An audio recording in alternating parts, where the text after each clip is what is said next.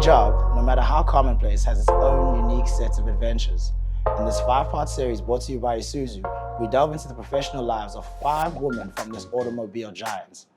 Come again with us as Drum Magazine unveils the lives of people who work some of the more overlooked jobs in South Africa. A typical day in my life. So I'm a mother of 2, 8 and 12. And my day starts there, right? Preparing them for school, doing the school run. And just today, we had a very epic morning. Woke up to a solar geyser that has frozen water in it. Wow. So imagine, it was a very interesting morning. How did you contact that? What is the procedure? You know us, man, we make a plan. So I had to boil water using kettle, pots. My daughter likes taking a shower. I had to explain why she needs to take a bath today. It was very interesting. But outside that, so after dropping them off at school, I come to work. So as you said, as a senior after-sales manager, my role is one interesting one. Simply because after-sales is everything that happens to a car once it's been sold, good and bad. So every day it's quite different. The only standard thing I could say about my day is that when I come into the office, the first thing I check is the numbers, right?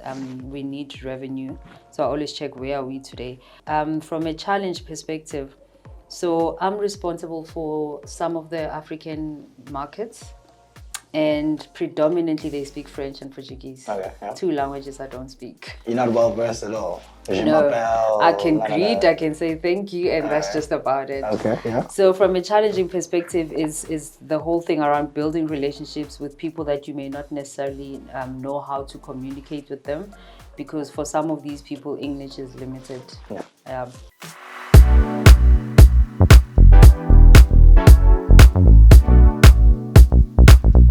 I love solving problems. Yeah.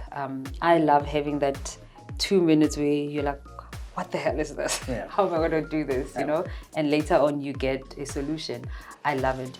And that's one thing I love about after sales. It's not for someone who loves structure, someone who loves repetitive work, because there's no such. No 2 days are the same, basically. Never. That's quite refreshing, no? Keep you on your toes. Yeah, it is.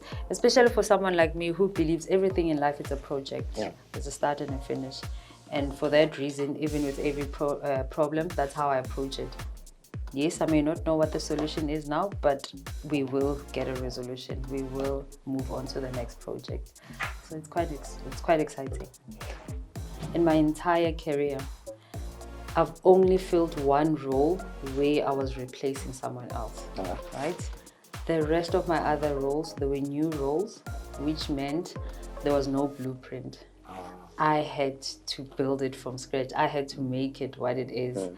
And that is the most exciting things. I've been privileged to have managers that allow me to run the show.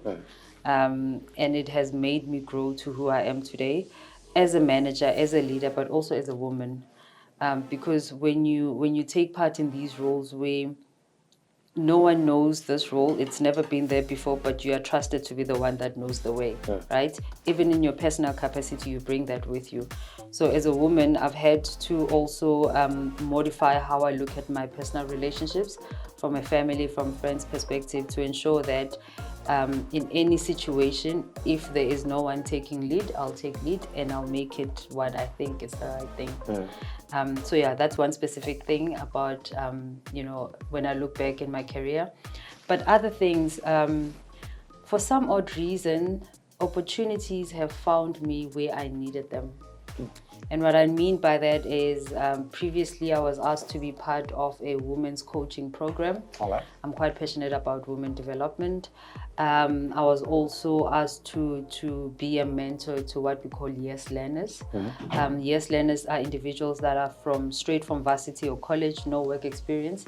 So for me to be trusted to mentor them and help them navigate the corporate world has been quite exciting for me. So yes, those are some of the things that really excite me when I look back in my career. And in as far as that demographic of learners or that pool of talents, what would you say the future of this industry is looking like? Oh, it's bright. Oh, it's bright. People are not limited in their thinking anymore. What you think and you think it's the impossible, it's already there, right? So for me to be experienced to these fresh graduates who are unlimited in their thinking, they question the status quo. They're very much involved and initiators. I think that's the only thing that could save this industry.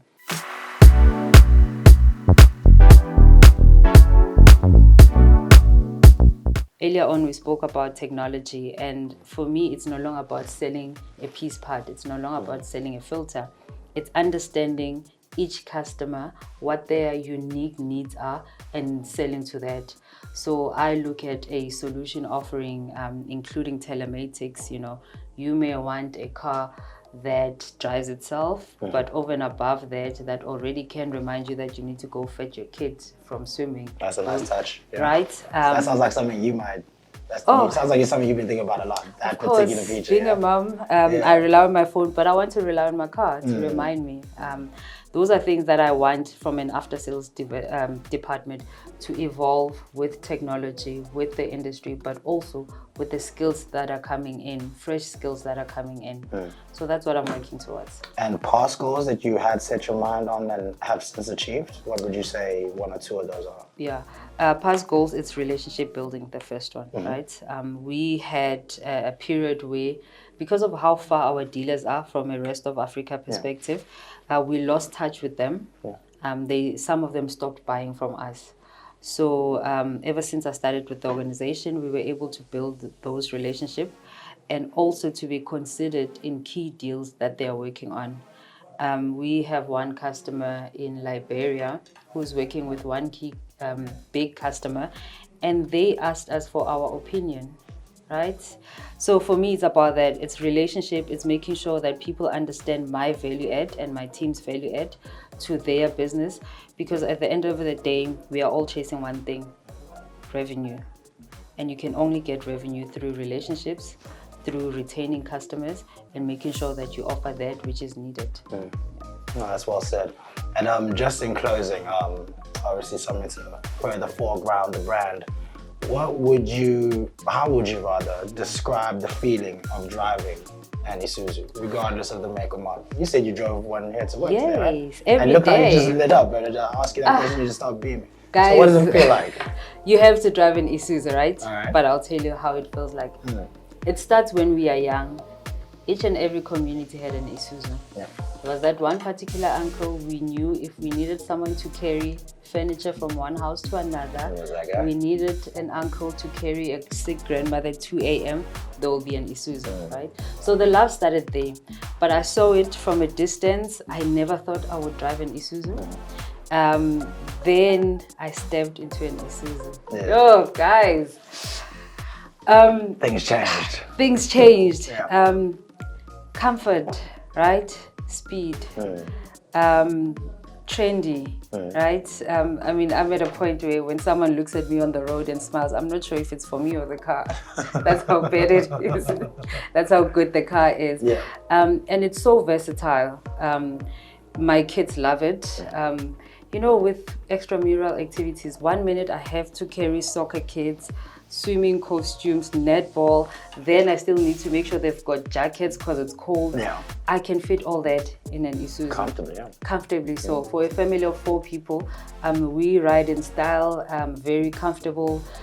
From a tech perspective, the infotainment speaks to my kids. At the back, they can do their thing. I do my thing in front. So it's a car that speaks lifestyle, but also a car that speaks necessity, right? It will get you where you need to get to. It will carry that grandmother 2 a.m. It will carry the furniture from one place to another, but also it will make you look trendy while doing so. I like the sound of that.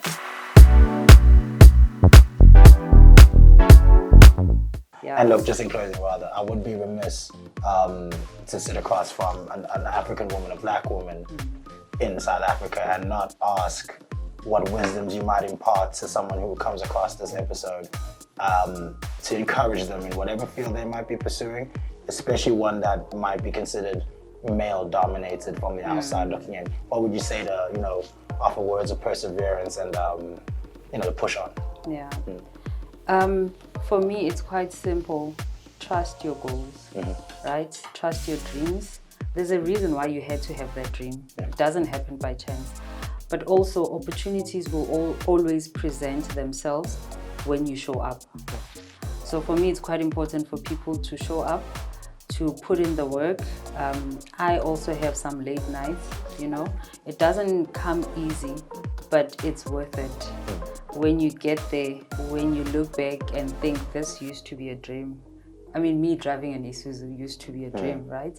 So for me, it's about showing up. It's about trusting your goals and your dreams, but also doing the work. Have conversations with people. Open yourself up. Ask questions. Very important. If you sit in the corner, you will be left in the corner. Ask questions. Get involved. Yeah. That's it for me. Well said. Thank you so much for your time, man. Appreciate that. Can't wait to see that Isuzu. Yes, we need to. You need to ride in that car and you'll understand. And I'll get it. Yeah. Okay. Then we'll give you a business card. So Trendy yet encompassing necessity. Correct. I love it. Thank you so much. Thank Appreciate you. it.